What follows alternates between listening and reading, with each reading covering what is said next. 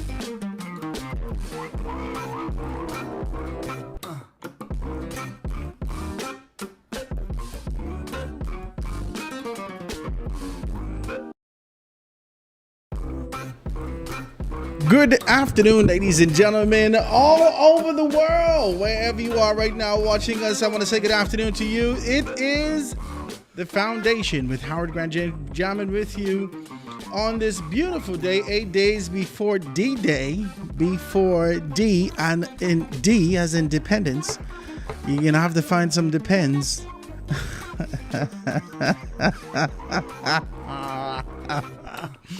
There's some persons out there who swear they can win. I got it. I can do this. I can do that. I can do this particular thing. So this is where we are right now. Hope you guys are good.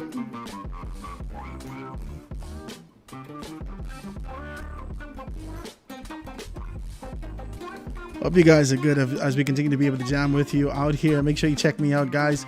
I am on all over. I know they can kill me. I'm all over the place and being able to see exactly what's what. Make sure you check me out, 242foundation.com. The foundation242.com. Live and in full effect, being able to do what we do here in this particular space. Always grateful to be with you. Always grateful to be in your company as we continue to be able to jam about what's happening from a national standpoint, what's happening locally, what's being able to talk about these particular things. Guys, it's a Monday morning and the Tribune newspaper looks like, I'm hoping that this ain't an obituary. Jesus, this is extremely thick this morning, but I understand that it may be the registry, so I haven't kind of popped it open just yet. But we can see it is the government notice parliamentary registration department voters list. So if you're looking at me right now, foundation242.com, foundation242 all over the social media handles, you can be able to find us. Foundation242, foundation242.com.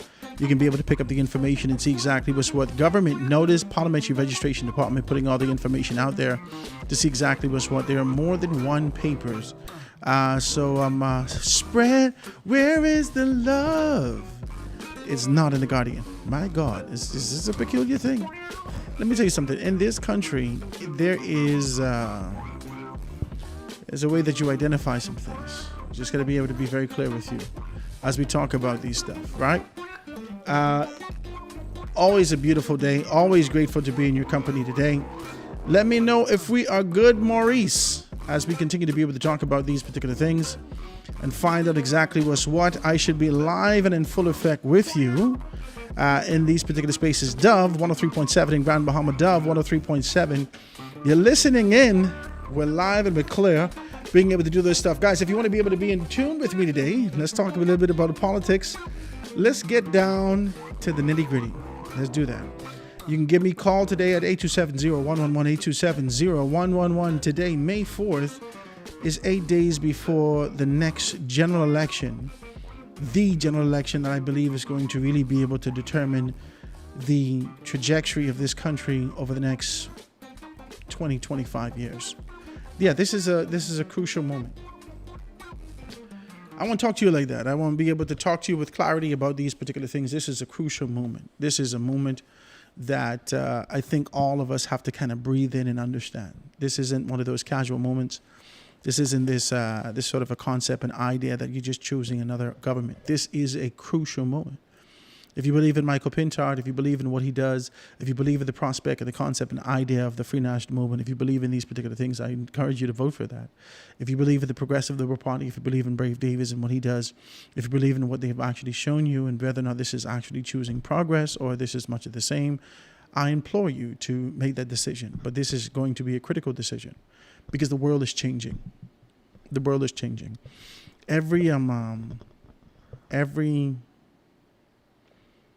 Every 80 years or so, there is a cycle. There is a shift. There is a change, right? And that change has to do with a global perspective of being able to essentially renew itself, to find itself back into equilibrium, to find itself back into balance, to find itself back into growth and development and move itself in the direction that it's called to move in. It's just what it is. It's nothing that has anything to do with you. Before you was here, this kind of regeneration happened, right? Now, regeneration happens on every single sphere, every aspect, every tier. There's kind of a regeneration that continues to be able to happen. And as you identify these things, that's the only way that there's preservation in life. And for us to be able to preserve a democracy that we continue to champion, the fact that there has to be regeneration should not slip your mind. There needs to be a regenerative concept idea. Now, for the most part, the PLP has been the forerunners of this regeneration. Don't want to talk to me today. Boy. This is not because of innovation and creativity and so forth and so on. This is just them being open, susceptible, desirous, and applying themselves to these particular things as an organization, whether you believe that or not. When you make yourself available to these particular things, they find a way to come to you. They find a way to come to you. When you make yourself available to these things, am I echoing on Facebook? Am I echoing on YouTube, guys? I'm not listening to myself on YouTube. Make sure you hit me up. 827-0111, 827-0111. As we continue to be able to talk like we're talking and move in the direction that we're called to move in. This regeneration is crucial. This rebirth, this reemergence, this idea of revival and restoration, this is crucial. And what's crucial about this is for us to be able to understand our responsibility and being able to move forward with these particular things. What's crucial is that there is this sort of a concept and idea that we continue to yield ourselves, give ourselves away to what's happening around us. We just kind of give it up. We say, all right, then let it be, child, what it is, whatever it is, and let it, whatever, buck up, go. This kind of mindset that you have, that's poor. And if I can be so bodacious with you, if I can be so bold and declarative with you, I will say to you that you will be judged for that. That eternity will not allow you to be able to slip over to the other side without being able to be scolded and judged for your inaction. You see, you got to believe strong. You got to believe strong. I often sit down and try to figure out these wars that were waged in the Bible, these wars that were waged the world over.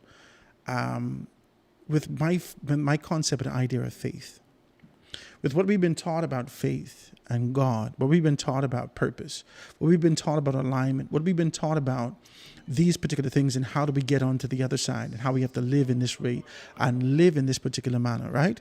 What we've been taught about these particular things, right? I often think about this. I can be honest with you. How many soldiers believe that they're fighting the good fight of faith? How many soldiers are out here fighting Trump's war and believing that this is a righteous war? Uriah is willing to die. And he don't know that it's only for lust and carnality. How many soldiers are in this particular mess and not knowing exactly where they were called to? I often think about that. I think about that and I think about this commitment that we make and how we're in these particular positions. I think about that. I think about the prospect and the concept and how these things work. I think about it and try to figure out whether or not we're in alignment and in the position that we have to be able to do what we're doing. I think about that. I think about our part that we play for the greater good. If there is a greater good, if there is this sort of an idea that we be identified according to our faith, according to our position. I think about that. And I think about the inactive soldiers, those persons who decided that they don't want to participate. I think about those persons who, child, this one ain't for me. I think about those persons who would have hid away kind of tuck themselves away. I think about those persons who didn't gird their loins and get themselves prepared for battle.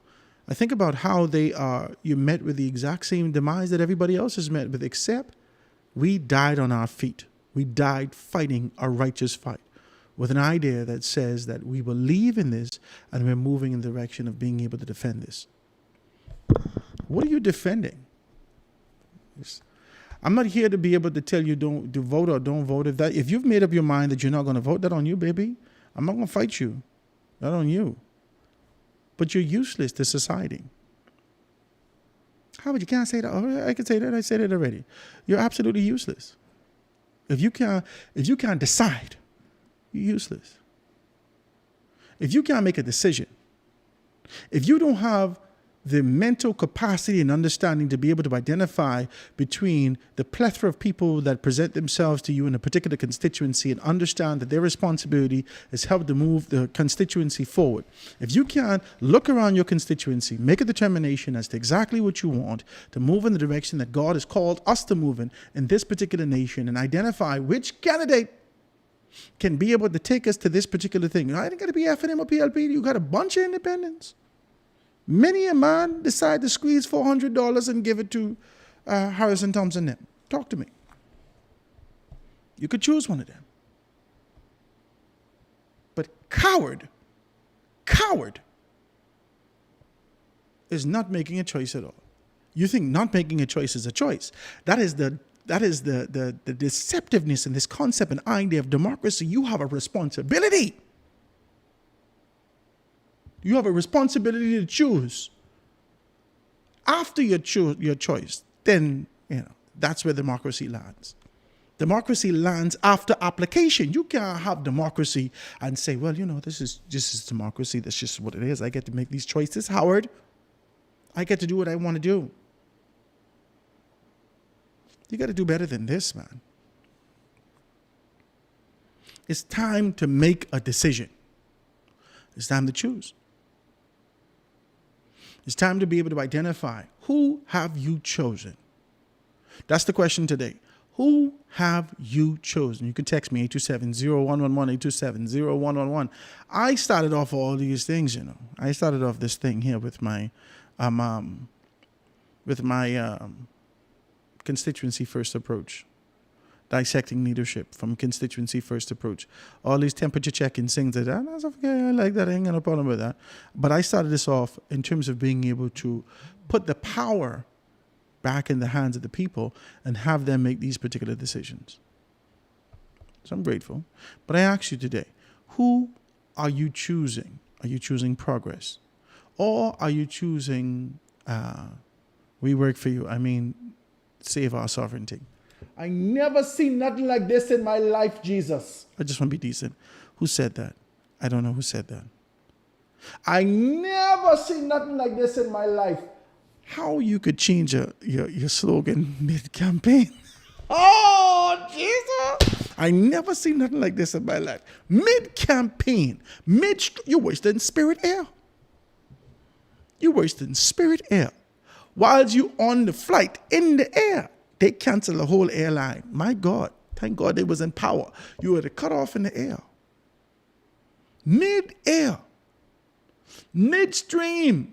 They make a different decision. I never seen nothing like this in my life. I got to say that to you. But nonetheless, who are you choosing? Listen, there's only going to be a very clear thing that we're going to do today. It's only going to be very clear that we're going to have a very clear conversation about the contrast that exists between these particular these organizations, the FNM and the PLP. PLP telling you choose progress. They got the whole thing. They got the papers wrapped up. They got all these things going there. Choose progress. This the team. I think they got a rally tonight in Nassau. Choose progress rally is going to be this evening. So they're going to be able to talk about that. Guardians in here being able to talk to you about the $250,000 for MAGA lobbyists, Office of the Prime Minister Defense deal. Pintard says that the government can't find money to help Bahamians. But the Free National Movement also had, oh God, anyway, so that's that. I guess if you're not intimately involved and closely knit to these organizations, that you don't know. You believe that there's only one.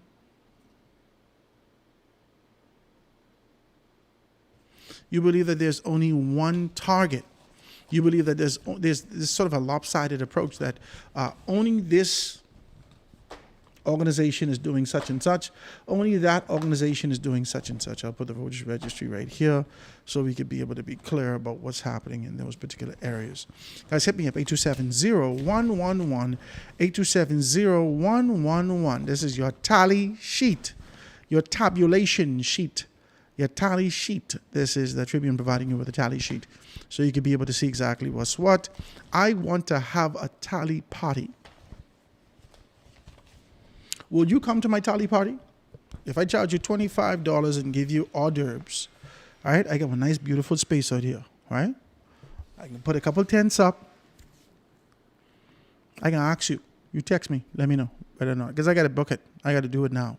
I done got all my cameras. I want to be able to invite some big boys here to be able to sit with us and have a very clear conversation.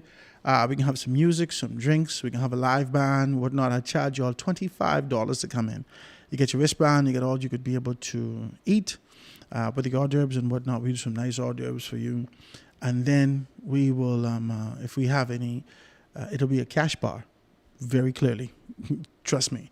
All right. And so we'll possibly give you soft drinks or something like that. We're thinking about it. I know that this is a kind of a late thought. We should have done this already, but we were trying to negotiate something to be able to kind of do with Bahama. We were trying to get over at Bahama, right? And do the entire tally party there. Those persons who were involved never responded the way that they were supposed to respond. So we went ahead and actually reached out to Bahama, and there is obviously a cost associated with these particular things, and we're not willing to be able to share into that cost at this juncture, at this very moment. Okay? So don't fight me for that, but I'm thinking about being able to have a tally party. I'm going to have a tally party. Okay? And I want you guys to be involved. I'd like to know if you're interested. If you are interested, I'd like to be able to kind of get a booking. I put an RSVP out. I'll send everything out to you to let you know so I can get a good feel for it. I could do it between today and Wednesday. Once Wednesday's popped up, we could be able to do it. It's going to be a great atmosphere, great opportunity. We're going to go live all night. So I'll have live on Facebook, live on all these particular platforms. I was busting my behind to be able to get this tower in the air. They're working on it right now. I don't know if you could hear the guys talking in the background. I was busting my behind to get this tower in the air. And once we can get that tower in the air, we can be live on air and do all those particular things. I don't know if that will happen because the base got to dry and so forth and so on before we could put the weight of the entire thing on it the way that we desire. But nonetheless, this is where we are. And we could still have a beautiful tally party. We could have a great tally party. And we could be able to do that like this and have some great voices in there and just interview people throughout the entire space. Put some high rounds, put some tables. It's going to be good. We could find some people to be able to do some live. We get some live music. And so you could be able to dance all night if this is what you want to be able to do. You come in your election clothes and we'll have a nice Vitamalt wager, right? I bet you a case of Vitamalt or things like that. I don't know, because I'm not getting into your money situation. It's just too much. So we could be able to do like have a good conversation about those things. Let me know if you're interested. 827-0111, 827-0111. But this is a serious time in our country. And I think both political organizations have presented to the best of their ability, I believe, what their organization will present in the event that they're giving another opportunity. Can I say that? For me, I have been able to see with clarity what one organization has over the other. To me, I'm able to see with clarity the infractions that exist in one organization and the lack of preparation or the lack of support, however we want to be able to identify that. I don't really want to pull nobody down. This ain't my desire. That ain't my plan. That ain't my style. I ain't into that. But I just want to say to you that it is a glaring, obvious thing. And there's no two ways to be able to hide from these things. It's an obvious thing, what's happening in these particular spaces. It is obvious. It is painfully obvious what's happening in these particular spaces.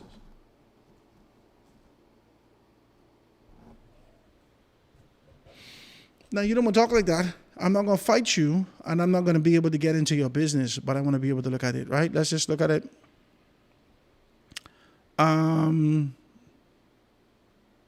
Howard, you're not helping call the election at ZNS? I think that's what somebody texted me just now. So, okay, yeah. Howard, are you not helping call the election night for ZNS? They haven't asked me to do that. They have not asked me to do that. My agreement with ZNS is and has been to do the show on the rundown. That's it.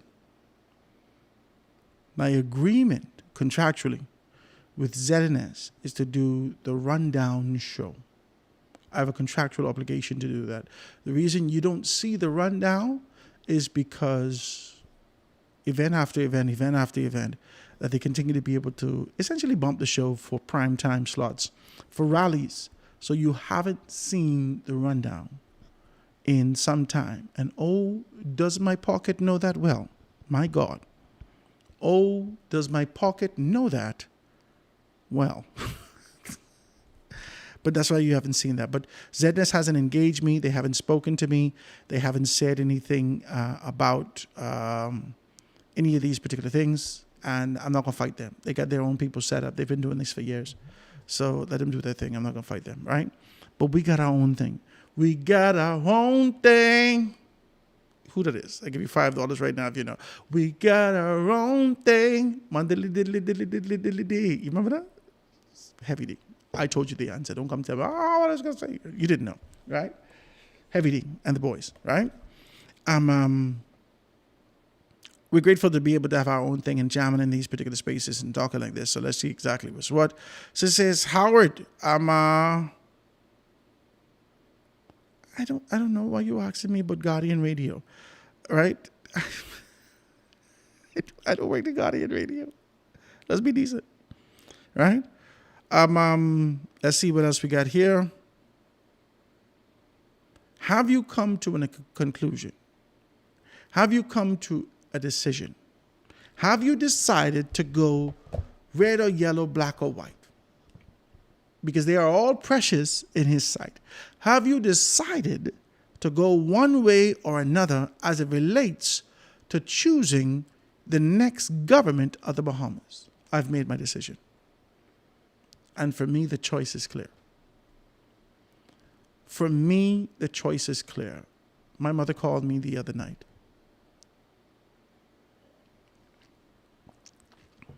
And she said something to me. My mother went to the PLP rally, I think for the very first time in her entire life. This dispensation of traveling to these things, I think this would have been for the very first time in her entire life. I think from she was born, Grammy name was F&M. No, hold on now. My mother, no. The F&M is what, 50? Yeah, no. My mother's older than the F&M. But from her time of maturity, 18, which would have been now around 81, 18. How do I know that? She was 18 years old when I was born. Okay, 81. So by the 82 election, she was voting for the Free National Movement. My grandmother always tells this kind of a story where she was PLP and she was asking Lyndon Pinland for something. This had been in the 70s, something like that, right? She was asking Lyndon Pinland for something. This may have been in mid-70s. And he was like, hold on, what happened to you? Something like that, right? And my Grammy have this kind of a pride thing about her, right? She don't never want to put herself in this position where she begging you. She taught every one of us this. And it's not necessarily like she sat us down in front of the chalkboard and said, now remember this, don't beg nobody. Repeat it, Don't beg. She hasn't seen it. She didn't teach us like that. It was like just with the ruler and the chalkboard. What does this say? Don't. What does it say? She didn't do that. It wasn't like that. It wasn't like that. It wasn't like that at all, right? But because of almost diffusion, right? Almost osmosis, I guess if you could call it like that, right? She found herself in this kind of a position where she had this pride thing that she dealt with. She dealt with pride for a long time. And I don't know, she's 98 this year. 98 years old this year. And she just come and go, right? Like Come a Chameleon. You know the song, right? So she comes and goes. And, they always say that. It's essentially dementia. And so you got to catch her on a good day. And sometimes she'll know you, and sometimes she just does not know who you are. She's like, I should remember. I saw her last week Sunday. And when I saw her,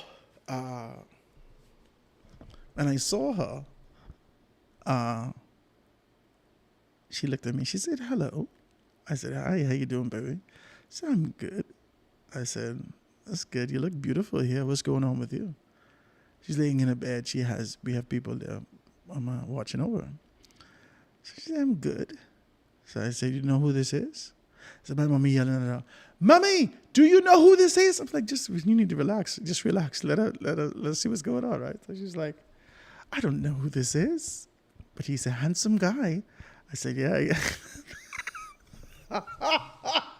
This is my grandmother. Right? So I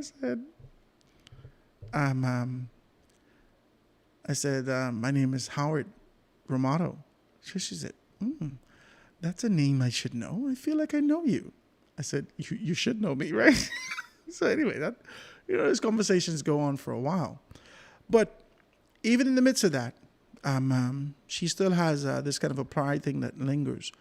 But when she was out and about and up and about, there was a pronounced position of never allow yourself to be able to be subjected to the ebbs and flows, the whims of another man.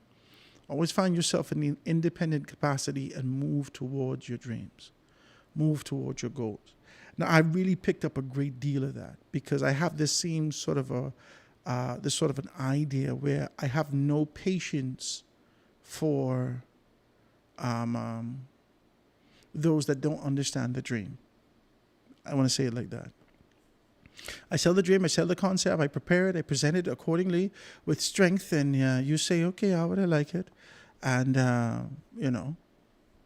give you maybe 3 calls back, right? But when I get this kind of rejection, I always feel like, hey, listen, they're not interested. If they were interested, we'll give you a call. If they're not interested, why you keep running after them? That kind of guy. And so I have this level of pride associated with how I subject myself to your whims, whether or not you feel like it today, whether or not you're emotionally, all in or not. I'm not prepared to deal with that. And I think we learned that from my grandmother. So my grandmother was a PLP at one point, and she asked Lyndon Penland for something. She tell us the story. I'm not going to tell you the whole story. And he really kind of brushed her off after he would have really made a commitment. And from then, she decided that she didn't want nothing to do with the PLP no more. Now, so I can tell you all, I keep trying to explain this to you. That was a superficial, prideful reason for my Grammy to reject the PLP and cause all of us to run down this kind of a track with the Free National Movement, right? It was a superficial, foolish posture. Because though she was from Nassau, she was no longer living in Nassau and didn't understand the plight and the fight that blacks and others would have gone through. Those persons who are working class and lower class families would have gone through in Nassau. And so we in Grand Bahama had to fall in line with Grammy, the patriarch of the organization, the patriarch of the family, right? The matriarch of the family has been able to identify, right? Both her and my grandfather, they were Free National Movement members. The only rebellious no gooded. No, I can't say he's no gooded. But the only rebellious person that continues to be able to remain committed is my grandmother's oldest child, my Uncle Van Dyke. He is a PLP gone to bed. My God. 100%.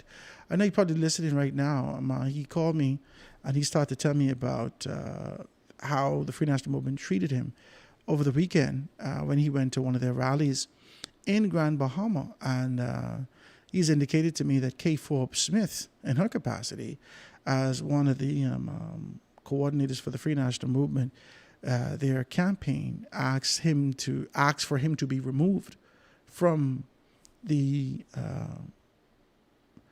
gathering, the public gathering, which was the rally. My uncle has been taking pictures for the Freeport News, for the Tribune, for the Guardian, as a freelancer for more than 40 years. This is what he does.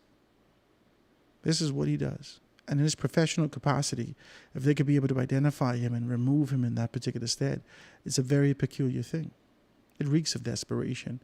And it reeks of this level of injustice and this vitriol that exists within the hearts of those particular persons. It's very peculiar to me. He called me this morning and he told me this.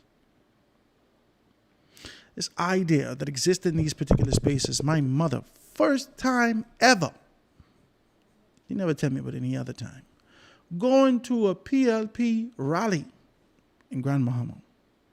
And she says to me, she had no idea. She said, I could not believe, I'm talking to her, she said, I could not believe the people that I saw there. Over the weekend, I think they had some sort of pep rally or something like that in Grand Bahama for all the PLPs that are in that space. And my mother called me, and all my children all over the internet are donning the people clothes. Oh, Jesus. And they going out to the rally. My mother calls me and she says to me, she had absolutely no idea. I said, what do you mean, Mommy?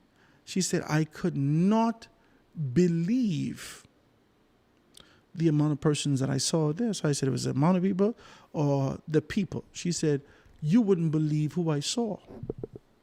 So I said, F&Ms. She said, the most F&Ms, I know these people to be hard F&Ms, are adorned in PLP paraphernalia.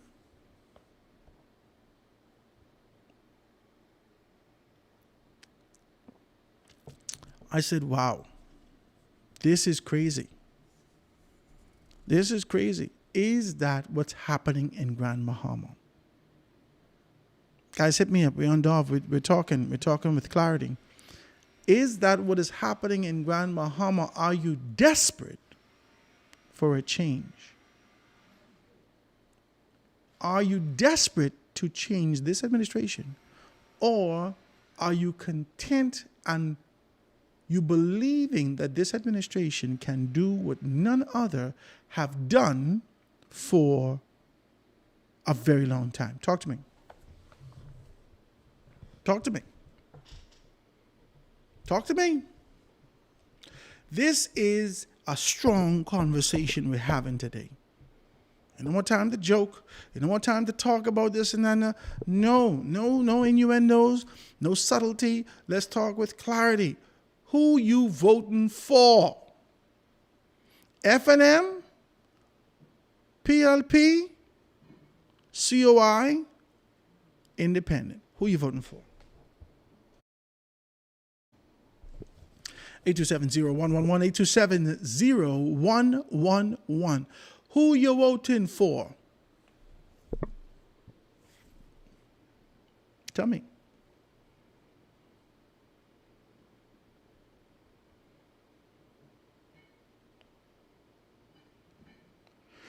So yeah, when I saw the photos and it shocked me. For that was a pep rally. I never see a pep rally that size in my life. I didn't have a pep rally. What? That was humongous. That was humongous. I just want to know whether or not this is the decision that you've made. I don't want to take on this kind of a prospect and position to be able to identify Grand Bahamians who are historically Free National Movement supporters, to be able to kind of put a label on you, and that label being able to say that you're going contrary to the thing that you've done for the longest time. Is Paco Deal going to win Central Grand Bahama? Is Frazette in problems? This is the first time people are calling me and saying to me, Howard, Frazette is in problems in Central Grand Bahama. For the very first time, we could possibly see that the Free National Movement not acquire this seat in Central Grand Bahama. I say, what? What? What? You sure? Howard, Paco on her. I said, what? I'm not in Grand Bahama. I'm not on the ground. Somebody just invited me and said, Howard, let's go to Grand Bahama on Thursday and come back on Thursday night. Let's spend the day in Grand Bahama on Thursday. Do what we have to do there. You could do your show in Grand Bahama. Let's do these particular things. I see the PLP and the F&M flying all about, but somebody paying for that. Amen. You think I must pay my money, what I already ain't getting paid from the other people, to go spend that, to just go up and down and, oh, no. If I get a sponsor, I'll be more than happy to be there. If we get a sponsorship, I'd be more than happy to be there.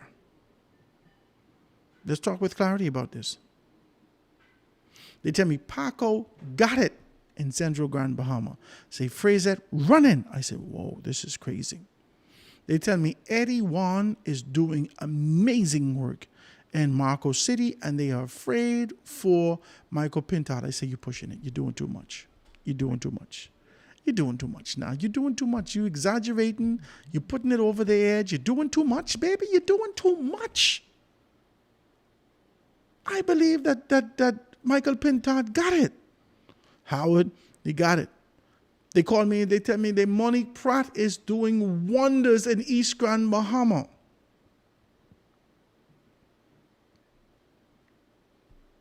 This is something that I could agree with. I don't know Monique. Okay? I don't know her. I've never met her. In fact, I don't think we've ever even spoken. I don't know her. But she put out a plan the other day on the stage, outside of y'all rowing her for the government, for the Prime Minister being able to give her this kind of a carte blanche to distribute, because he already had it stacked on his desk. Obviously, this is what happened. You understand? She didn't make a political decision and say, these people can get their crown land. The Prime Minister said, give these out. Bam. And she did that. Okay.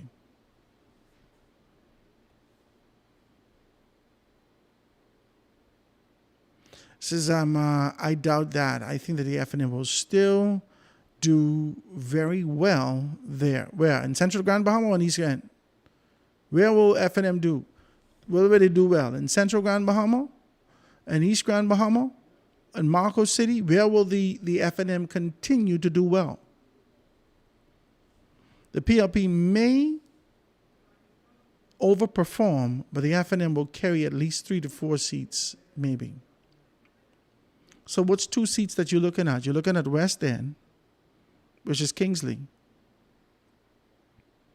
And then you're possibly looking at, what's the second seat? Ginger, which is Pine Ridge.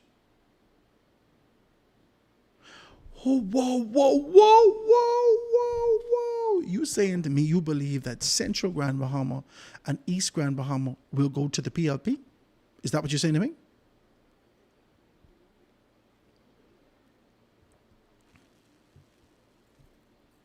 Okay. No, okay, hold on. You're saying to me, Central Grand Bahama. Oh, okay. You're saying West End and Pine Ridge will stay with the PLP. This is the text that's coming in, guys. Y'all refute it or stand strong in these particular positions. 827-0111. Hit me with a text, and I'll be more than happy to take your telephone calls or read your text. So he's saying West End. Oh, the F&M will retain Central Grand Bahama, East Grand Bahama, and even Marco City. So that's the 3 that the F&M will retain. Central Grand Bahama, East Grand Bahama, Marco City. That's the 3 that the F&M will retain based upon what you're saying. Okay? So that's Frasette, Kwesi, and Michael Pintard. Those are the three. Frasette, Kwesi, and Michael Pintard. All right? And so you believe that Kingsley and Ginger will be the only two that walks in for that particular constituency. I still have my theories on that, you know. This guy, Omar Archer. I'm not Omar Archer. I keep saying, every time I say Omar, I say Archer, right? But it's not Omar Archer. It's Omar Isaacs. Isaacs for the Free National Movement. He showed a fighter spirit. He showed a fighter spirit at the onset. He showed a level of determination. He showed this tenacity at the onset. He showed himself committed to the cause, to the idea. And then he eventually, and this is where it separates good politician from great community leader, okay? As a good politician, you will always fall into the fray of your organization. But as a great community organizer and a great community leader, you have to be able to rise above the party politics and understand who sends you there. At the very onset, when you get to that Y in the road, when you get to that fork in the road, you have to make that decision. You have to decide as to whether or not you're going to be able to find yourself conform to the organization or find yourself conform to the party. Travis Robinson had that opportunity. Captain Travis Robinson, as he continued to call himself. He's a captain now, right? Travis Robinson had that opportunity when he presented himself with the VAT tax, with the increase on VAT. He presented himself at that sort of a Y in the road, and he made a decision to go with his people. And as he was on that kind of a path and taking the blows associated with being able to go against his party, he couldn't deal with that pressure. And he rejected the idea of being able to go the avenue of the people and then conform to the avenue of the party and the politicians. I think that is going to hurt his political career, and it will be short-lived as a result of being able to pour into party, as opposed to being able to pour into people. We don't come into this thing to be able to ensure that we uphold party. And I think a lot of persons don't get involved in politics. And I guess they can't articulate it, but they don't get involved in politics because the decision to make between whether or not I choose the party or whether or not I choose my people, for some, that's a hard decision. It's not a hard decision, you know. It's not a hard decision. Let me tell you why it ain't hard. It ain't hard for me because you knew Howard Grant before FNM, before PLP, before DNA. Now, nationally, you knew me, and I was introduced to you nationally through the DNA. But I've been doing things in my community a long time. I've been doing things and committing myself to these particular things long time. I know one organization can tell me, you have to do this. Excuse me, what are you talking about, bro? I was Howard Grant before I meet you. When you go, I can still be Howard Grant. I don't understand what you think this is. It's hard for these guys. And I see Omar Isaacs is taking on the course of the organization. Can I say that? Is it okay? I ain't trying to insult him or say nothing negative about him. But the truth is that I see him being able to conform to the concepts, ideas, the ebbs, the whims, the flows of the organization, as opposed to being able to understand the people in the constituency, the community, so forth and so on. And that can prove to be difficult for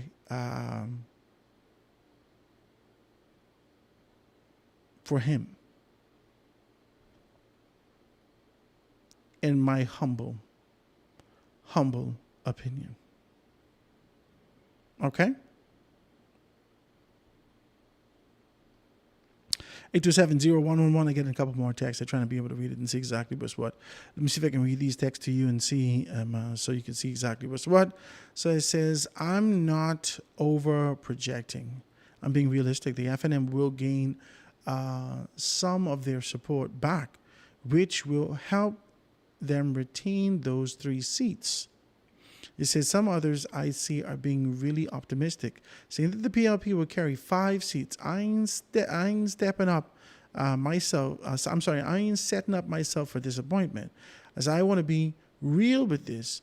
There are some seats the PLP will have difficulty in, but I do believe that their strong seats will take them over the finish line at the end. That's why I wanted us to go through each of the seats. Well, let's go through each of the seats. Let's do it. All right. I put this in my phone. Hey.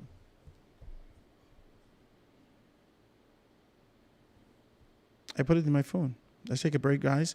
When we take this break, when we come back, we're going to go through each one of the seats. We're going to be able to give our honest to God opinion and identify the strengths, the weaks, the opportunities, the threats. It's going to be very quick. You can be able to text me 827-0111. We're going to go through every one of the seats that we have, and we're going to make a determination as to whether or not these fellas got it or they ain't got it. Quick break, guys. Going to be right back after this.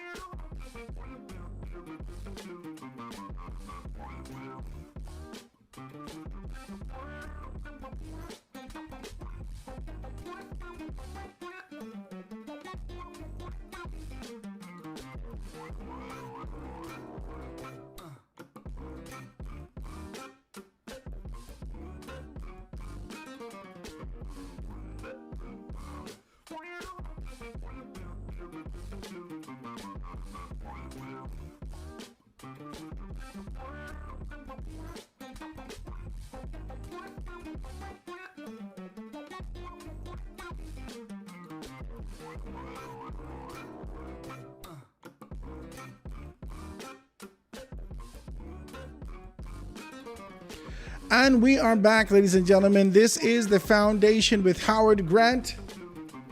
We're going through it. Let's go. West Grand, Bahama, and let's go. Bimini, Berry Islands. Bimini. I gotta write this down. Bimini, Berry Islands. Guys, give me a text and let me know your thoughts, your ideas. I'll tell you what I believe it could be. I will read who interacts with me on this app. 827-0111. 827-0111. Bimini, Berry Islands between Randy and Carlton, right? Randy and Carlton, essentially. And then you always get your DNA, your COI people, but it's Randy and Carlton. I give it to the PLP, Randy. West Grand, Bahama, and Bimini. It's not going to be an easy one. For the momentum that has come through West Grand, Bahama, for this excitement associated with that, for the fact that People are saying that Kingsley is not easy to work with. Kingsley, that's what they tell me about you. Don't fight me, right? They tell me Kingsley is not the easiest to work with. They had good expectations for him for being able to do those things, but they're always saying to me that they don't know this boy. That's how they describe Omar Isaacs. They say, we don't know this boy. We can work with Kingsley, but he got to change this. He got to do that. I'm going to give that West Grand Bahama and Bimini West Grand Bahama specifically to the PLP. Central Grand Bahama, they calling me and they telling me that, and this is, my face is well available to take egg.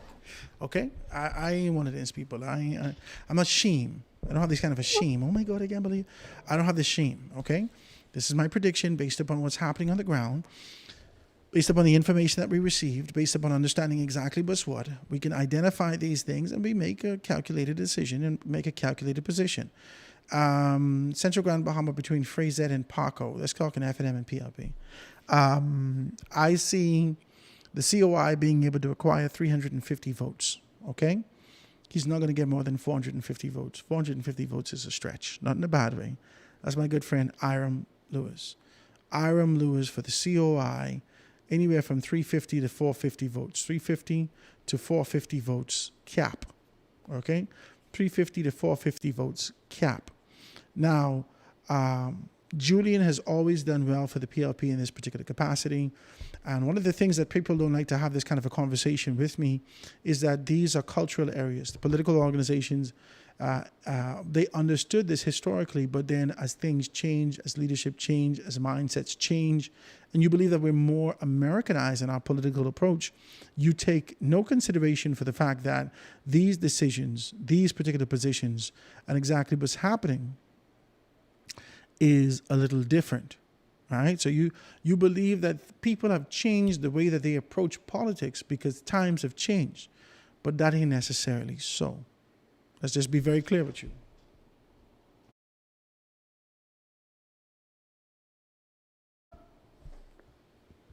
That ain't necessarily so. Okay? I want to be very clear with you as I say this to you. Hold 1 second, guys. Let me get something.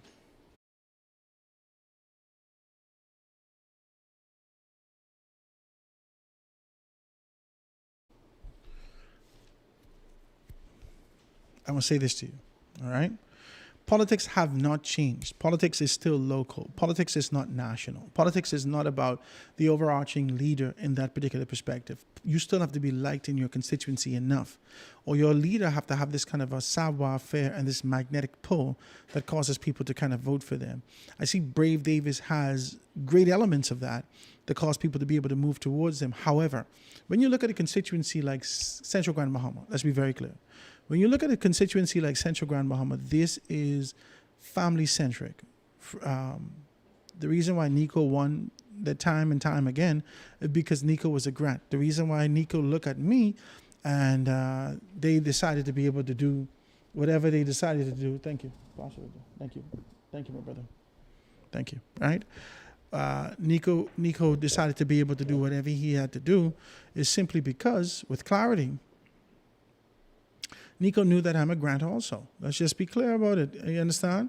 I'm a young grant, fresh, and capable of being able to do these things. I ain't no dummy. I'm articulate and so forth and so on. The only thing is I'm on the wrong ticket. Bang. That's it. On the DNA ticket, if I was on the PLP ticket, he had a problem. He had a problem. When I ran in the constituency of Central Grand Bahama, he knows that. He knows that. See, West Grand Bahama is more forgiving and to be able to consider an outsider, but Central Grand Bahama don't look at no outsiders. They don't. Paco had to go there and unpack his familiar, relational, his family ties. He possibly had to go and find people so people could, oh, I didn't know this was your cousin. Oh, I didn't know. Oh, okay. Yeah, because they're looking for Pinder. They're looking for Russell. They're looking for Grant. They're looking for Wild Goose. They're looking for Jones. They're looking for these. These are what people looking for. This is Central Grand Bahama. In Pinder's Point, this way our family, my mother's godfather, and our family, J.M. Pinder. These are our family. This is our family. This is family. You understand? Before the establishment and the development of Freeport and all these things and the segregation that exists in these places, we were all one. And for the most place, this is what holds the history of who we are as a people. So when you identify this Central Grand Bahama, for me, as I look at this, whilst Paco is doing well, I believe, based upon the mindset, listen, there is an area in in Central Grand Bahama, that can't hear nothing you say and they can't hear you. I didn't walk this area with my mother. You can't tell me nothing about this area. I didn't walk this area. I walked Hawksbill. I walked Pinder's Point. I walked this area with my mother a long time. I walked this area by myself. I didn't walk. I worked West Grand Bahama and Central Grand Bahama. I worked both of these constituents. You can't tell me nothing about this. I worked the area. I know exactly what's what. And based upon that history, now, Paco, throw the eggs on my face. It's quite available and wide for that, if you want to throw eggs on my face. But I see Frazette having the edge. That's without being in there. It may not be a blowout, but she may scale out with that victory because of a mindset that exists in Central Grand Bahama. Ain't got nothing to do with you, Paco. All right? They say Nassau politics, when in certain areas, light-skinned fellas get oh, come on, y'all even talk to me. Light-skinned fellas, they say, oh, my God, you're light-skinned, Deb?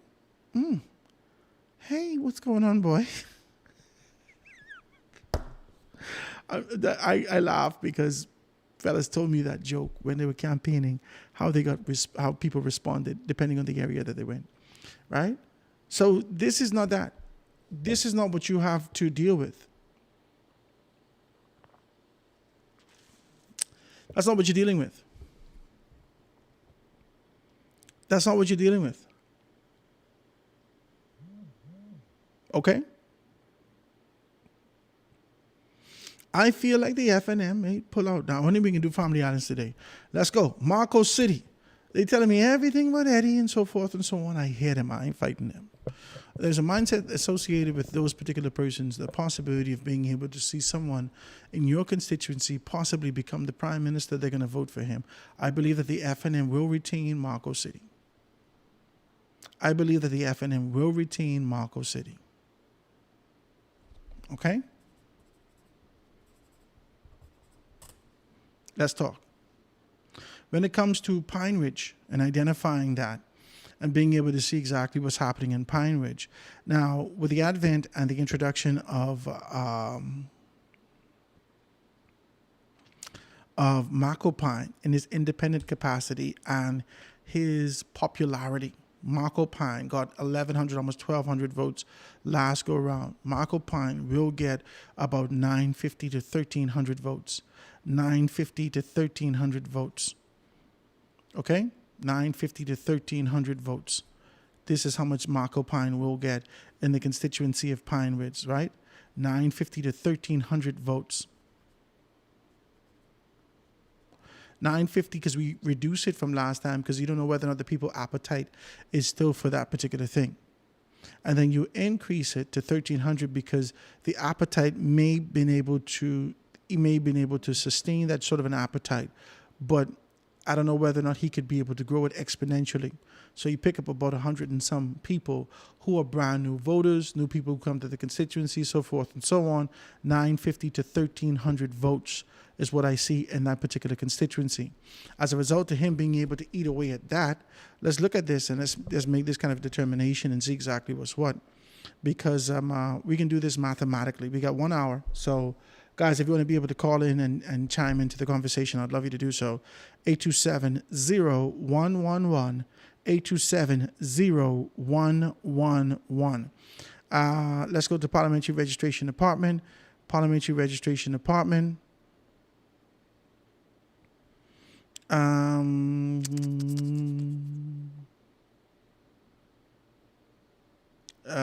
we go. Let's open it up and let's find out exactly what's what, right? We can look at these forms, we can look at these particular things and see all these things that they have in here. But what we're doing now is looking for, the hell is this? They changed the format? They changed the format? Hold on now, hold on. Parliamentary Registration Department 2021 voters. Bahamas. Total registered voters by constituent. Okay, let me see if we can pull this open now. Let's look at it. Parliamentary Registration Department, we got all these particular things done. All right, here we are. Where are we now? Pine Ridge. Let's look for Pine Ridge constituency.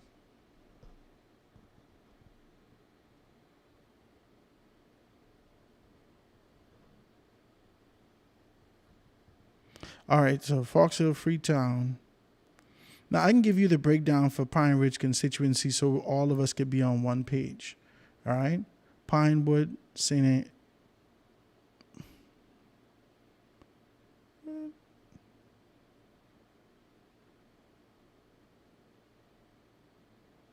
Okay, here we go. Pine Ridge. All right? Now, let's look at Pine Ridge last go round. Boodle got 886 votes in Pine Ridge. This is the last go round. 886 votes in Pine Ridge in 2021. This is Boodle. 886 votes in Pine Ridge. Tavia Lowe got 16 votes. Marco Pine got 1,175 votes. 1,175 votes. 1,175 votes. That's how much Marco Pine got. Okay? 1175 last go round. Mark got. Ginger got 1,423. 1,423 votes. Okay? Those were the two largest numbers of being able to see that in that constituency. Okay? Let's look at the registry in that constituency. Let's see if they put that here. They should have put that here. I don't know why you always do these things backwards like this, you know.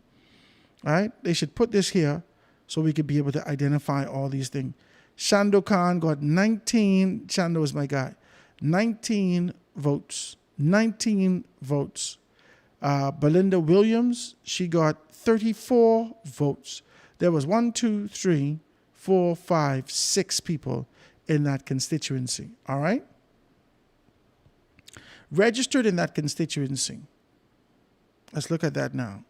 Registered in that constituency. 40% of the people came out to vote. That means a whole 60% of people did not vote. Registered in that constituency.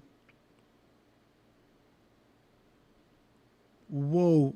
Registered in that constituency was 5,668. 5,668 people registered in that constituency. 40% of them voted. 40%. 40%. More than half the people say we ain't even into this. We ain't even into this. Okay? 5,668 people voted in that constituency. I don't want to stay too much time on this particular constituency, so we could just be able to make sense. So 63%, 63% of the voters who voted. We could be able to see that. So it's only 3,553 people that voted. The top person who came out and scaled out was 1,423. If they have an 80% turnout, this is going to be interesting. Mark could win. If they have an 80% turnout, Mark can win. If they have an 80% turnout, 80 to 85%, Mark could win. The FNM will pick up some numbers, but the FNM numbers will pale in comparison to the PLP's numbers, whose base is always going to be able to come out. But this race is between Marco Pine and Ginger. This race, the FNM is not in this race. The FNM is not in the Pine Ridge race. They're not. their person who they've been able to send forward in person of Dr. Charlene Reed. In her capacity, she's great at what she does. I love her professionalism and what she does. I've been seeing her TikTok stuff over the past few years and being able to identify that, and the way that she engages her employees and how they act in those particular areas is great, right? I was confused when I saw information indicating that she let someone go and because of the lack of participation or something like that. I can't remember exactly what, but it was kind of a weird thing, and it didn't need to come out to the public. But nonetheless, it came out to the public. But I don't see her as a contender in this race for the Free National Movement. I don't see her as a contender. Listen, I tell you before, my face wide, we could take all the egg we all could throw. So throw egg on my face, but I don't see her as a contender in this race. I don't think she is. Let's go on. So Pine Ridge, I see the PLP being able to retain that. If it's not the PLP, it's going to be Marco Pine. Okay? If it's not the PLP, it will be Marco Pine. If Ginger loses, she will lose to Marco Pine based upon the numbers, based upon the constituency. And if those big numbers come out, this is what it is. And one of the conversations that we have not had, which is a crucial conversation, is the conspiracy theory associated with why the Parliamentary Registration Department deliberately, apparently, presumably, theoretically, assumably, stifled the advance poll. 50% of the persons from various constituencies showed up for the advance poll. I didn't get the base numbers for those particular things, but based on the information I received, 50% of the persons that showed up, and a lot of the persons were disgruntled based upon the lack of accommodation, the lack of all these particular things. Now, listen, on Thursday, the only thing we fighting with is time. I'm sorry, on Tuesday, the only thing we fighting with is time. I don't want to be in this line long. We're getting upset and so forth and so on. But we can stay on that line. Stay on the line and vote. You only got one day. My God, I watch y'all sleep out on the road for Black Friday in America. You don't know who's going to rob. You don't know who's going to steal on you. You don't know what's going to happen. You don't know nothing, but you're sleeping outside on the people. Wait. Carry your umbrella. Carry a seat for you to sit on and go and vote. You only got one day. You don't fight this thing. You only got one day. Vote. Vote. One day. Vote. Amen? Vote. One day. Vote.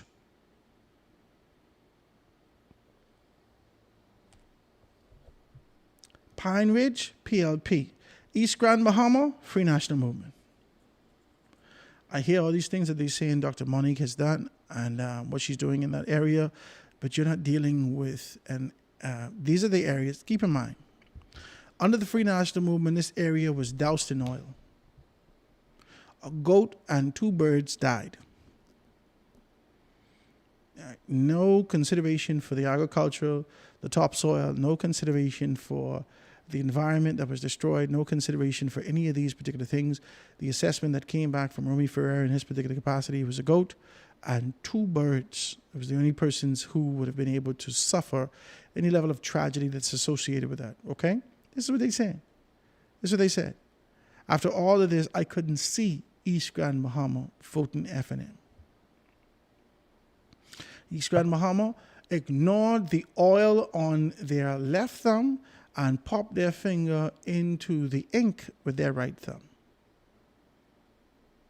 Oil was still under their fingernails. They still had deprivation in this area. Most of them had to be able to figure out how they can live. A lot of them had to move out. All these things in low-lying area. The water rose to a particular capacity. All of these things happened, and they voted for the Free National Movement. There is nothing in my mind that says that they won't do it again.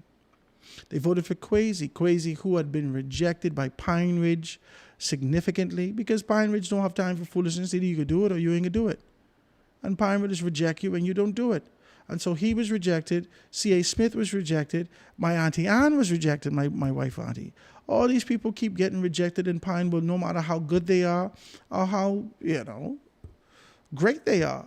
Pine Ridge, don't have time for this kind of a foolishness. So Kwesi was rejected from Pine Ridge, and then he was picked up again in East Grand Bahama. Not thinking and considering to be able to give somebody else new a chance. They just went with Pine, and they say, oh, he's a F&M. Bam, they choose him again.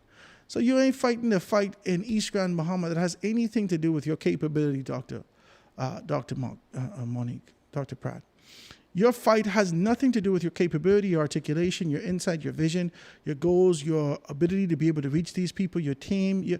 You ain't fighting that. You're fighting the mindset. You're fighting we is FNM. That's what you're fighting. Listen, oil was in their hair after the last election, and they still, we as FNM.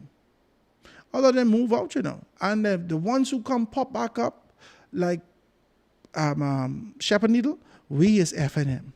That's what you're fighting. And that's what's being fought. That's what Paco's fighting also in Central Grand Bahama. We as FNM. So I see that, and this is what I believe. So we said, Bimini, PLP. West Grand Bahama, PLP. Central Grand Bahama, FNM. Marco City, FNM. Pine Ridge, PLP. East Grand Bahama, PLP. North Abaco, let's go. North Abaco.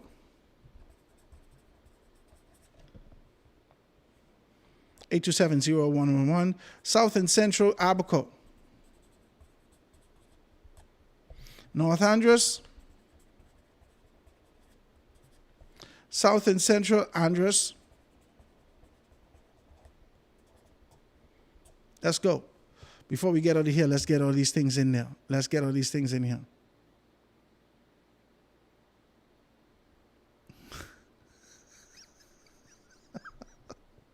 Somebody text me and say, I see why Cindy say what she say about East Grand Bahama people. I don't know what Cindy say, but this is too much for me. You do too much. I don't know.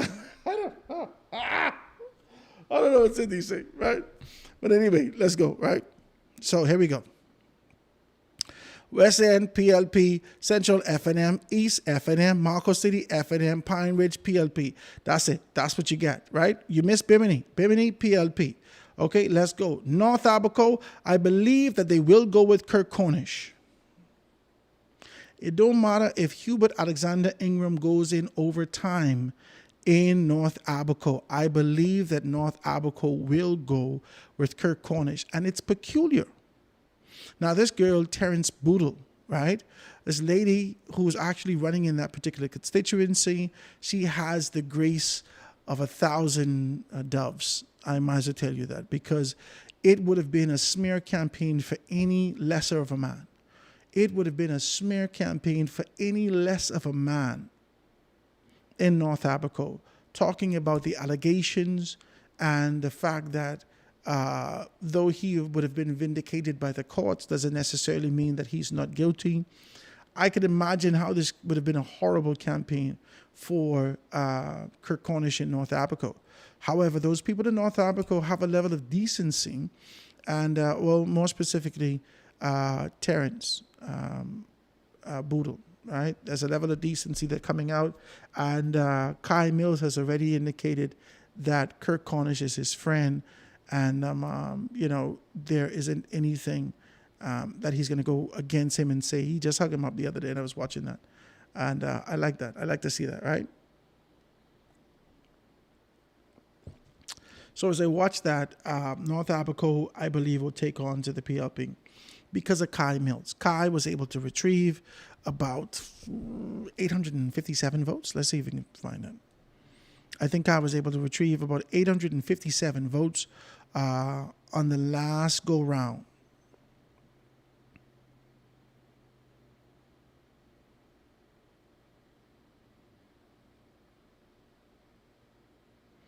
Don't mind me, guys. I'm here looking at these things and just trying to be able to make a determination where we are. So I'm looking at the Parliamentary Registration Department notes from the last election so we could be accurate about the information that we're actually putting out there, as opposed to just being able to give you these presumptive positions, and the information is easily accessible to us. So I'm just opening it up and finding out exactly what's what. North Abaco, In North Abaco, Kirk Cornish got 1,344 votes. 1,344 votes. Darren got 1,085 votes. 1,085 votes. Kai Mills got 719 votes. 719 votes. If the appetite remains, if the appetite maintains, if the appetite is sustained, and a great deal of people wish to be able to move in that direction, then Kai will be able to see at least 650 votes to 950 votes. 650 votes to 950 votes, taking those votes away from the Free National Movement. Because we said this before, as a result of the Free National Movement being able to be a party of dissidents, the spirit of dissidents is wrapped in their DNA. It has become a part of their DNA. The Free National Movement has relentlessly and perpetually looked for something better. That's what they do. The people in the organization relentlessly and perpetually seek out something better. Is this the new thing? Is this the sort of a new wave? Is this the new direction? Right? And so the Free National Movement loses its base. Kai Mills himself would tell you that I was an FNM, and when I was the FNM, I was the best FNM life had to offer. I had to make a decision. I had to catch sense. I decided to be able to leave in that particular capacity. And as a result of that, this is the decision that they made. Kai Mills, I believe, will push in Kirk Cornish back to the House of Assembly. PLP, North Abaco. South and Central Abaco, I believe that young man Fox will be able to get it. Oh, my guy said North Abaco lean is FNM. Now, you can't say that. Let's just talk about this for 2 seconds. You say FNM. Let's do this now. Hold on now. Let's do this. Hubert Ingram don't have the strength that he think he has no more after Renato Curry won. After Renato Curry won in the by-election, Hubert Ingram's political collateral in his own house diminished. In fact, Hubert Ingram, they even gave Hubert Ingram a challenge with the representation of Terence Boodle when she was already identified, ratified, and ready to go forward. The people in the constituency office in North Abaco still rebelled and say that we don't want this girl. We want it great. Y'all don't forget these things now. Y'all just be clear. Don't forget these things. The only strength that Boodle has is her affiliation with Hubert Alexander Ingram and the support that she gets from him. Leaning on his support, if people see that he supports her, then they will support her. This is the expectation. So they knew that he supported her. However, they still rebelled against that. They said, we don't care if you support her or not. This is our guy. We want it great. You want it great. Okay? That's what they say. I put in here, I see your thing, I see your thing, but this is what we're putting on here. All right? So I said PLP, Fox, you think South and Central Eleuthera is going to go with the FNM? That's a question for demographics. You've gone with the FNM before, but that was a question of ethnics. So when Key was down there, Edison Key, you went with him. But he is a Conky Joe. Okay? This fella that's running for the PLP, on the PLP ticket, on the FNM's ticket, oh Lord, let me see where the FNM lineup is. Oh Lord. FNM, y'all ain't got no, okay, hold on. I talk too fast.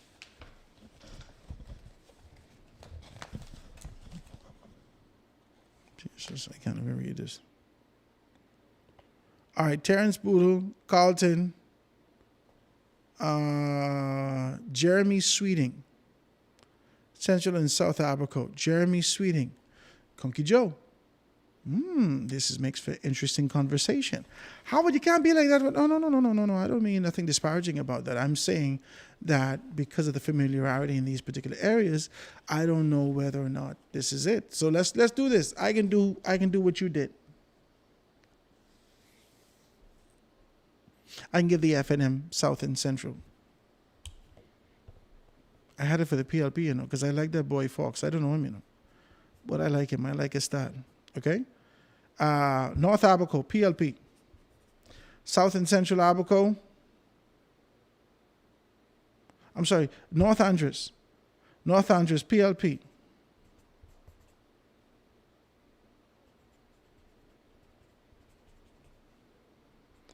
North Andres, PLP. South and Central Andres, PLP. Exuma, PLP. North Eleuthera. South and Central Eleuthera.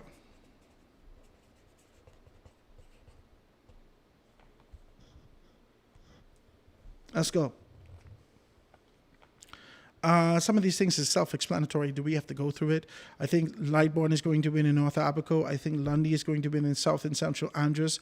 I'm sorry, Lightbourne is going to win in North Andres. I think Lightbourne is going to win in North Andres. South and Central Andres, I believe that Lundy is going to be able to win. I believe that the Deputy Prime Minister and Deputy Leader of the PLP, Chester Cooper, is going to be able to retain his position in Exuma. North Eleuthera, that's going to be a fight.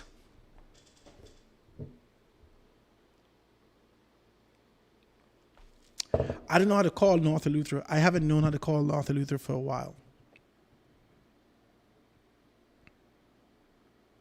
Sylvanus Petty say he don't want nothing to do with politics no more. The next time you see him, he can be the Prime Minister. That's what Sylvanus Petty said. The next time you see me, I'll be Prime Minister. I'm bowing out.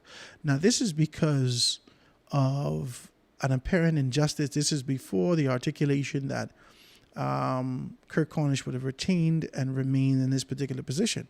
So him and Kirk Cornish was thick as thieves in that particular area, right? Good, you always see them hanging out together and whatnot in the House of Assembly. And, they got a kind of a good rapport with each other. And I don't know whether or not this was in solidarity, or I don't know whether or not this was some sentiment that he harbored within himself. But he decided to be able to bow out of politics and said, the next time you see me, I'll be Prime Minister in the country, right? And then he kind of, distanced himself. And then he came back and said that he's going to be running in the constituency. I said, as the Prime Minister?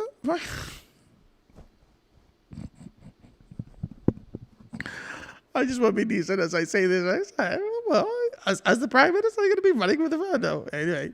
So, the people like Ricky Mackey, okay? There were some issues in North Abaco with Ricky Mackey at one point. And some allegations being levied against him for some contracts or something like that. Something to do with money or something. I know it was something to do with money under the last administration. But he would have found himself defeated, right? And but I don't think his defeat it didn't sit directly on his own shoulders. His defeat was as a result of his proximity to a defeated leadership in the person of Hubert Alexander Minnis. And so a lot of them found themselves defeated as a result of their proximity to Minnis. Okay? So that's where it is. So between Sylvanus Petty and Ricky Mackey, I give Ricky Mackey the edge. Am I right? Am I correct? Ricky Mackey is still known in the community, known throughout the constituency. He's still loved. He's still known as a man who's get things done. He's still known as a businessman and all these particular things. Sylvanus Petty, it seems like he has a good rapport with the people, but I don't know whether or not that has produced anything for them in North Abaco. We haven't heard anything that he's done for North Abaconians. For North Eleuthera. We haven't heard anything that he would have done in Sylvanus Petty in North Eleuthera at all. At all.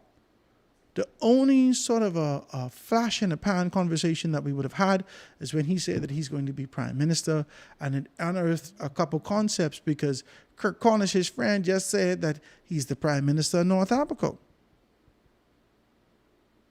So the PLP got 3 prime ministers, one in North Abaco, one in North Eleuthera, and one in Cat Island Rumkey. That's what he said. All right? That's what he said. Okay?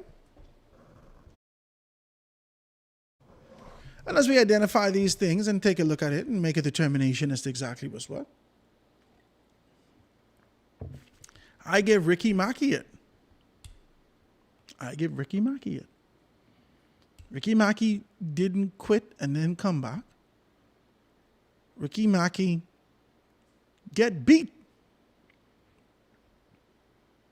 And as a result of him getting beat, that's because of what's happening in those areas.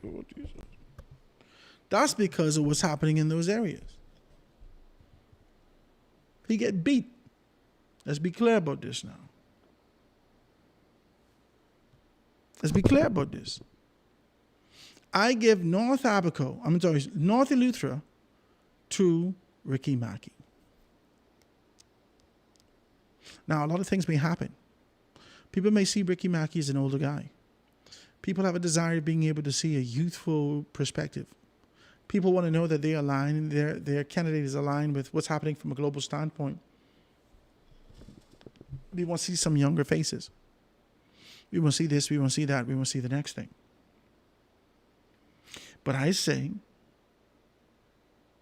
for all intents and purposes, Ricky. South Eleuthera, I say Clay. Now, given that Clay ain't even pretty as this girl, Philippa Kelly, I won't call her a girl, right? Given that Clay ain't even, listen, not even a blush pretty in comparison to Philippa Kelly. She's almost beauty queen material. She's a gorgeous young lady. Praise God for her, okay? But I don't know whether or not her beauty, this ain't that kind of competition, this ain't that kind of contestant. I don't know whether her beauty could be able to take her to victory. Now, the Free National Movement is not unfamiliar with this space. The constituency had already chosen to go with who? The constituency in South and Central for the Free National Movement had already chosen to go with Cassius. They chose Cassius, but this ain't the first time we would have seen this coming out of South and Central. When Fenton Nemore was still alive and still with us, Fenton Nemore was supposed to be able to get that nomination in that particular area. They would have gone through all of those things, and the PLP won it that time. You remember this? The PLP won it. Okay? But the FNM has had that before. Who also wanted that constituency for the PLP and under the FNM was none other than Vaughn Miller. He too has passed away. You remember this? I see Clay Sweeting being able to scale out and win that. Okay? Clay Sweeting being able to scale out and win that. How much more time we got left? All right. Let's take this quick break, guys. Maurice, give me one more break. Let's take a quick break, ladies and gentlemen. You're listening to The Foundation with Howard Grant. We're still here with jamming with you, and we're going to be able to be right back. Let's take this quick break, and when we get back, we can finish up this line. We can do the family islands today and look at the ratio, and then we can take our time and chop down what our expectations can be, and being able to look at the other constituencies, the 25 constituencies that exist here in Nassau. So let's take this quick break, ladies and gentlemen, and we're going to be right back after this.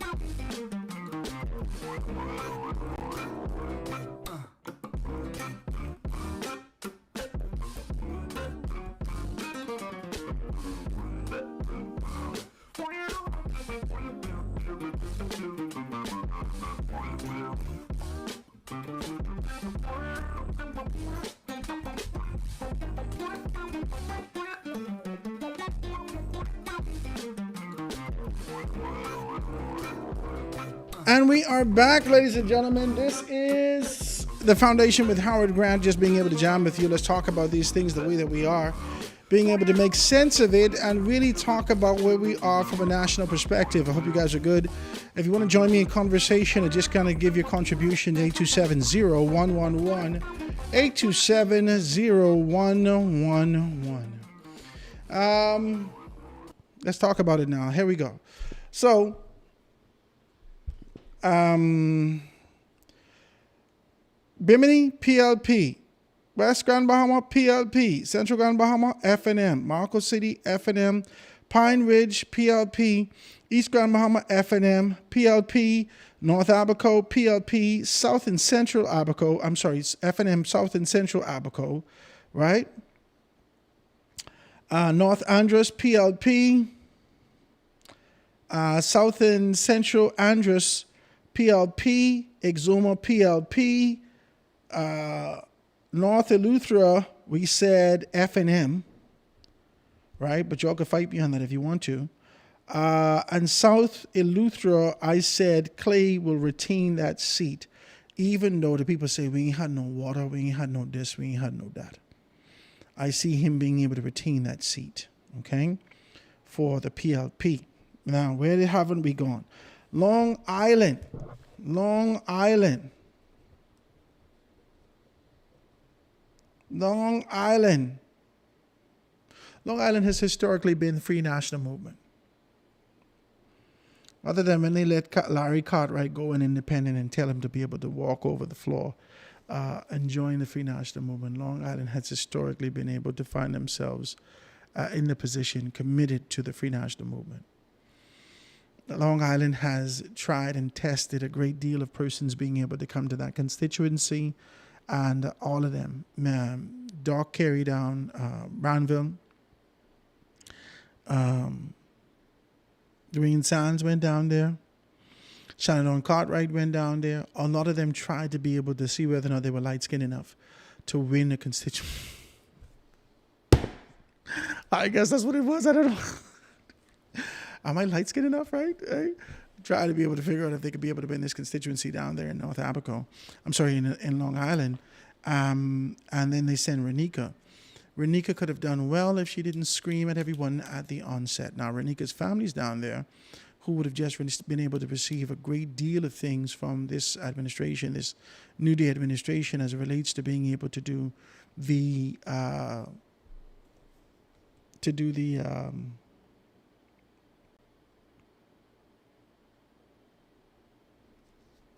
road project for $20 million.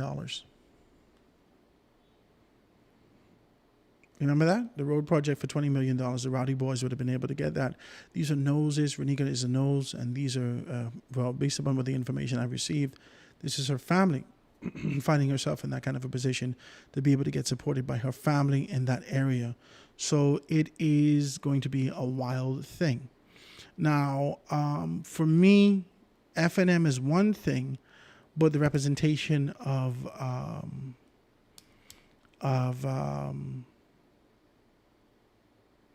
Dr. Andre Rollins is another thing entirely. But I don't think Long Islanders will see it like that. The representation of Andre Rollins in that constituency is a questionable thing for me. And the representation of Andre Rollins throughout the length and breadth of our parliamentary democracy is a peculiar thing for me also. He has it's not like a bad reputation. He's very passionate, and I thought he would have curbed that to understand how to play together with a team, right? I'm seeing him being able to be poised here, but I understand that there's a proverbial jackrabbit that lives just beneath that surface. And so within the FNM, we know that if they don't win, he will be one of the contenders to move towards leadership. I know that he will. So that's going to be able to make very interesting for me also. Long Island, I say FNM. Long Island, I say FNM. Where do we go from here? Michael, FNM. Now, I thought that the young lady for the PLP would have been able to retain that position. I can be honest with you. I thought that when she presented herself, very passionate, very articulate, very insightful, very gorgeous, right? In that particular capacity.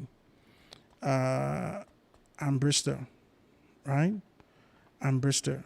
When she presented herself down there, I said, I think she got this. But when the FNM presented Leo, right? Or Jay, right? Ferguson.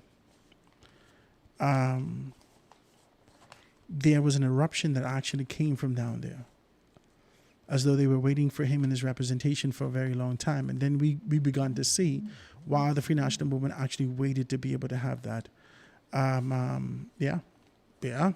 Michael, I see Michael going Free National Movement. Now, Michael has given significant support to the Free National Movement in previous elections. In fact, when Miriam Emanuel won, it was a good sizable victory that she would have been able to take over and win in that particular capacity, right? So that was sort of an eruption that existed in that particular area. So with Basil McIntosh being able to gracefully bow out and leave a space for there, now you'd hope for the absolute best. Now people tell me that Bristol would have gotten significant support from some persons who supports her camp. But we don't necessarily see that. We don't necessarily see that. And Cat Island, Rum Key, and San Salvador, PLP. All right, let's look at it. Let's see how much persons we have laid out. 1, 2, 3, 4, 5, 6, 7, 8, 9, 10, 11, 12, 13, 14, 15, 16 constituencies. Out of the 16 constituencies, we got 1, 2, 3, 4, 5, 6, 7, 8, 9 for the PLP. 9 for the PLP. and obviously 7 for the Free National Movement. 9 for the PLP and 7 for the Free National Movement. That's how we got it so far. You all talk to me. Tell me what you think and your thoughts are being able to go in these particular areas. Let's talk about it. I think we still got your 7 and 9. Right? Yeah, we still got your 7 and 9, but not necessarily where you see it. Let's talk about these things. So it says, Paco is doing a great job, but I still don't think that it would be quite enough for him to take over the finish line. I agree with you. I agree with you so far, Howard, in regards to Central Ground. Bahama. Paco is great, and he's making a good ground, but it won't be enough. You're dealing with a mindset. East Grand Bahama, Central Ground Bahama, you're dealing with a mindset. Yeah, I agree with Marco, Marco City. Nothing against Eddie. It seems like he's doing a good job, but Pintard will retain that seat, I believe. Pintard will. Yeah, let's do the Family Islands today, and let's start with the Family Islands. Yeah, the race between Ginger and Marco Pine, and they still did. I see why Cindy, I don't know what you're talking about.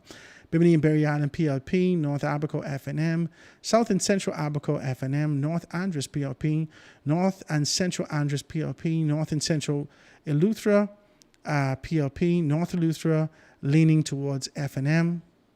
I think so.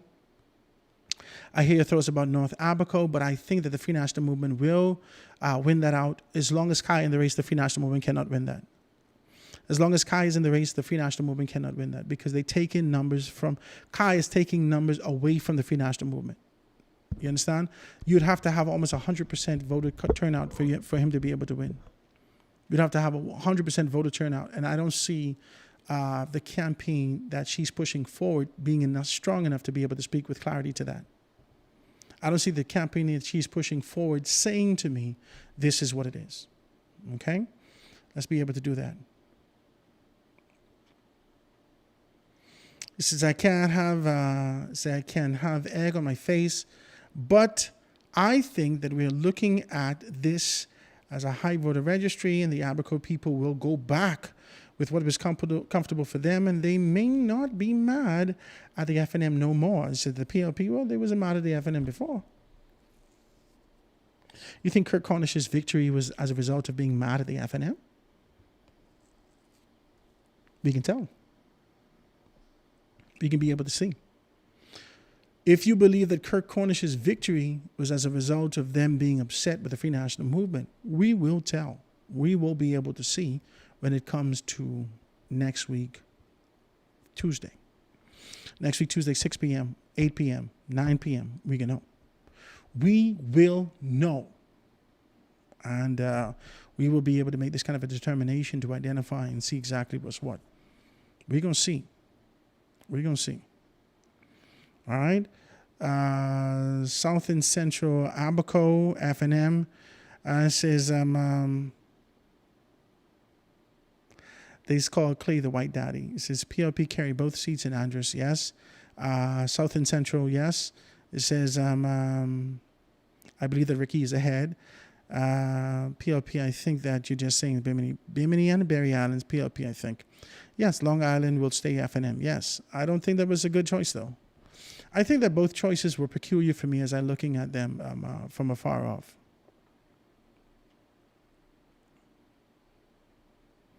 Say, good afternoon. Long Island has slapped Andre before via Loretta. Why is your indecency so rich today? You need to stop, right?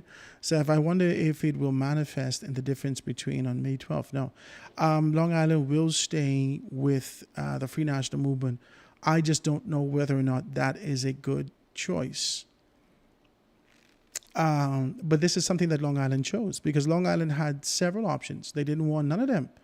The fellas was bringing in people by the train load, by the plane load in Long Island, just being able to shop them around. Do you like this one? Do you like, no, this ain't one? It's almost like, anyway, let me not give that joke. That wasn't a good joke, right? I made it up in my head. It's not a good one. So it says, good afternoon. Good afternoon, Howard. The FNM don't want to help these supporters get financially motivated. They just want to vote for them in 2017 election. Could see all the FNM want is their supporters to vote and nothing else. Now the Free National Movement have over 35,000 supporters in Nassau, and they barely got out maybe 2,500 supporters to their rally. Last night, but both the Free National Movement and the PLP have dumbed down their supporters because in the last 4 elections, Hubert Ingram and Perry Christie have made the supporters dependent on the party instead of using the party to get the supporters financially motivated and politically motivated. 60% of the Free National Movement and the PLP supporters have stagnated. Supporters are stagnated and politically lost, misinformed, and they will put party over country. Don't forget, the first FNM leader never was a prime minister, so they should show you something. That should show you something about that organization. Good afternoon. This is a text that's coming through the other day, and so it says, "Good afternoon. Here's my prediction in the election." You dropping some words on this thing. I got to guess for you. You're saying shun, but I'm sure you mean election. All right. FNM 22, PLP 17, independent 2. Bananas. 2 independents. I could see you telling me 1. Who's the 2 independents? Let's read it and see. Free National Movement, Nassau, St. James. Free National Movement, Nassau, St. James, St. Anne's, Carmichael, Southern Shores, Tall Pines, Golden Isles, Bamboo Town, Yamacraw, South Beach, Fox Hill, Marathon, Beantown, Freetown, Pinewood. 14. In the Family Islands, for the Free National Movement, 3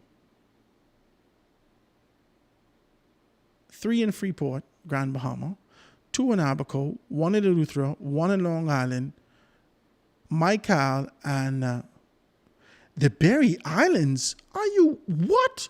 You listen. You wilding out. You wilding out. You wilding out. You are wilding, a W-I-L-D, all caps, bananas. What you doing right now? Let's go right again. You say St. James for the FNM. I don't see that. We didn't get to this outside yet, but I don't see that. Okay? I think Owen has your guy.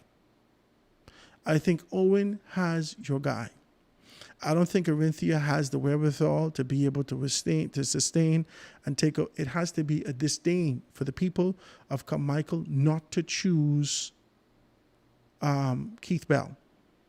Despite his shortcomings, despite all these particular things, they have chosen him even after previous speculations and presumed scandals. They've chosen him. Okay? Southern Shores, I believe that Obi will scale out. Now let's remember something. This battle royale is not a battle between individuals and their capability. This is a very clear understanding. There was a lot of people that lost out in 2021 as a result of the poor management and leadership of the then Prime Minister Hubert Minnis. Now, people love Hubert Minnis, but they said, if we vote for you, it's a vote for Minnis. Minnis got to go.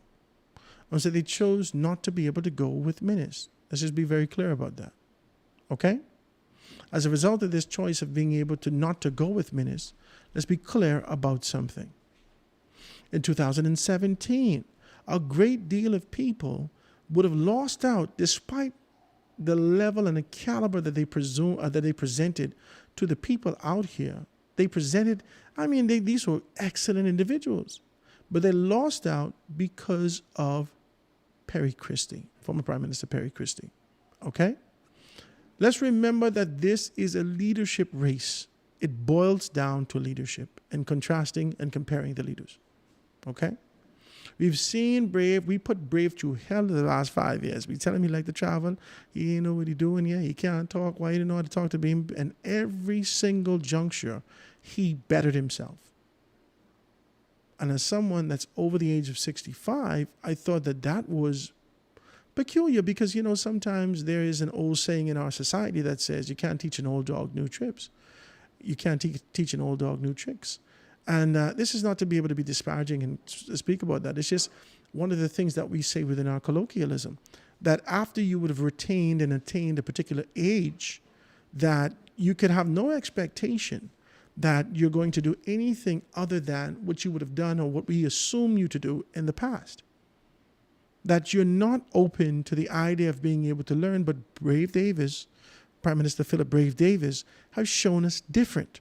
And he's shown us his enthusiasm, his tenacity, and his adaptability in these areas.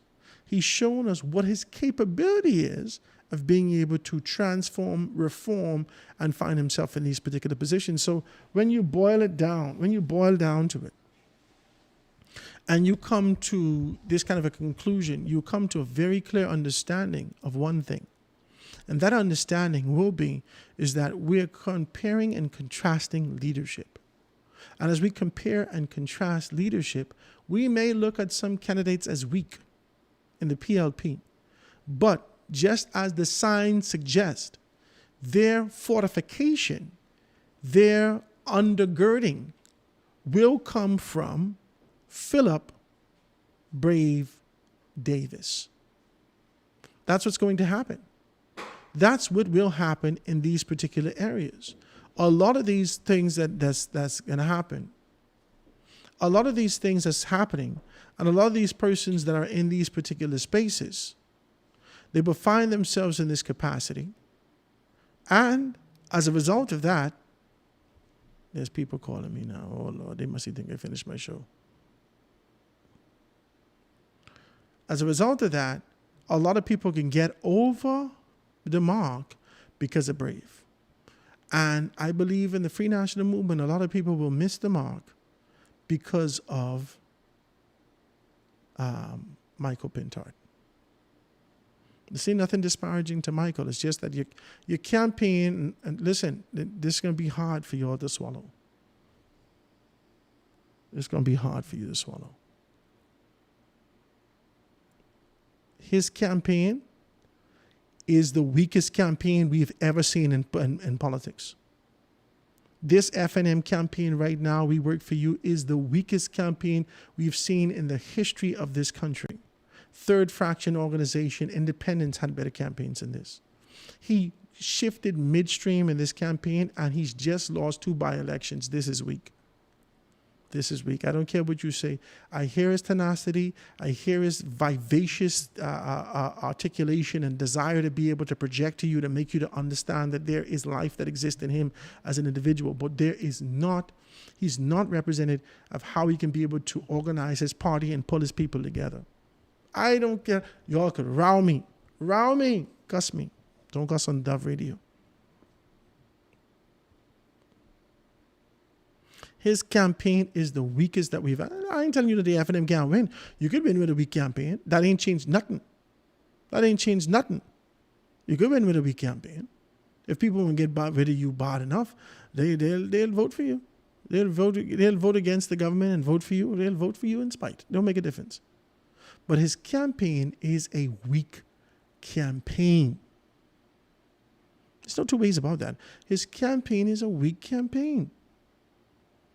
You could go from We Work For You and we're doing all these things, and then save our sovereignty, save our economy, save our this, save our that, and then go into immigration. And what you're mimicking the campaign that came from the COI. What are you doing? The Free National Movement is an organization that's 50-some years old, matured in their understanding of how to run politics in this country, and you're being able to shapeshift at every juncture. That is weak. That is weak. You're supposed to double down on what you've done. You have not done that.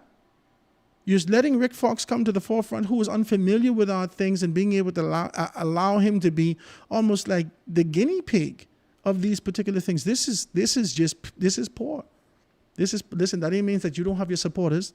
That ain't means that some people wouldn't, they drink bitters. If they can drink Sarasi, they could drink a little bit of the Free National Movement's poor campaign. It don't make a difference. They human people. If they like you, they get with you. If they ain't like you, you can know. But as I assess this and I look at these particular things, there's a weak campaign. And at the end of the day, you're going to have to choose between leaderships. and the leadership of Philip Brave Davis that we didn't put him through the ringer. We put him through the ringer left, right, and center. We put him through the ringer. We put him through the ringer. And after we put him through the ringer and identify these particular things for him, we knew that this was going to be something peculiar. We put him through everything that we put him through. And he was still able to kind of come out and still be poised. We put him through some stuff. Hey, listen, this ain't the same campaign that Minnis had to fight, you know. This ain't the same campaign that Minnis had to do. Minnis had to deal with all kind of global issues and pandemics and this, that, and all these things like this. I can read this tomorrow, guys. I see you give me some good stuff here. We deal with the family islands today. Tomorrow we can deal with these particular constituencies, the PLP grassroots constituencies, which is Angliston, St. Cecilia, which is also St. Barnabas, Centerville. We can talk about these things tomorrow. So I'll read this text tomorrow. Please make sure you text me back so we can talk about that. It says, Howard, you're right. He's listening. You saw he moved from the mic at the last rally, and also you all do hear him sing. Just wanted to share some jokes with you all today. I appreciate that. All right, so it says, Howard, that must be Michael Pinta that sent you that text, because that person smoking play. That's the end of the show, guys. I want to thank you guys so very kindly for being able to tune in with us today, guys. Make sure you check me out on the Foundation Primetime. We're going to be able to do a little overtime for you. I want to thank you guys so very kindly for being able to be here with us today. You have a beautiful day. Tomorrow, God spare our lives, we're going to go through the constituencies here in the city of Nassau and continue to be able to jam it down. We got 8 more days before we jam. I hope you make a decision. You're going to see tomorrow, God spare our lives, right here on the Foundation.